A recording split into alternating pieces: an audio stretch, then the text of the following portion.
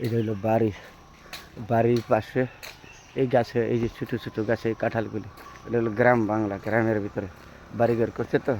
এই যে রাস্তা, এখান থেকে সবুজ শ্যামল সোনার বাংলাদেশ, বেশ কত সুন্দর দেখা যাচ্ছে না? হ্যাঁ রাস্তা, এটা হলো বাড়ি, কৃষকদের বাড়ি, গ্রাম বাংলাতে আমাদের গ্রামের বাড়ি।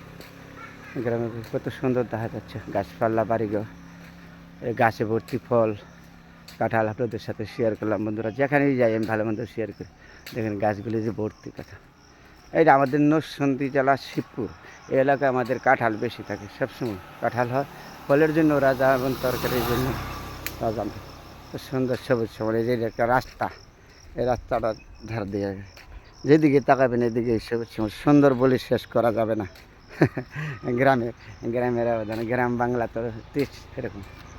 এই যে গাছগুলি ভর্তি কাঁঠাল, কত সুন্দর সুন্দর কাঁঠাল। এখানে বাড়িঘর, বাড়িঘর আবার এই কাঁঠালগুলি, গাছগুলি ভর্তি, এই যে বাড়ির পাশে এই সবগুলি গাছে কাঁঠাল।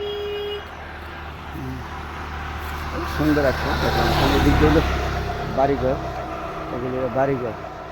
তারপরে এই যে আপনাদের সাথে শেয়ার করলাম বাড়িঘর আছে, কত সুন্দর দেখা যাচ্ছে দেখছেন। গাছগুলি ভর্তি কাঁঠাল, ছোটো ছোটো গাছ। এই সিজনে এই কাঁঠালগুলি থাকবে আপনার আষাঢ় শ্রাবণ ভাদর আশ্বিন মাস পর্যন্ত থাকবে গাছে এই কাঁঠালগুলি, সবগুলি গাছে এই কাঁঠালগুলি ভাদ্র মাস পর্যন্ত থাকবে, সবগুলি গাছে।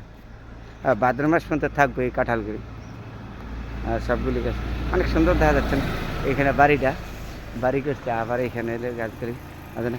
এই যে লোক কাটতেছে না, এই লোকটা আমার চাষা, আমার অনেক চিনে না, বাল্যকালের চাষা, আমার অনেক আদর করতো।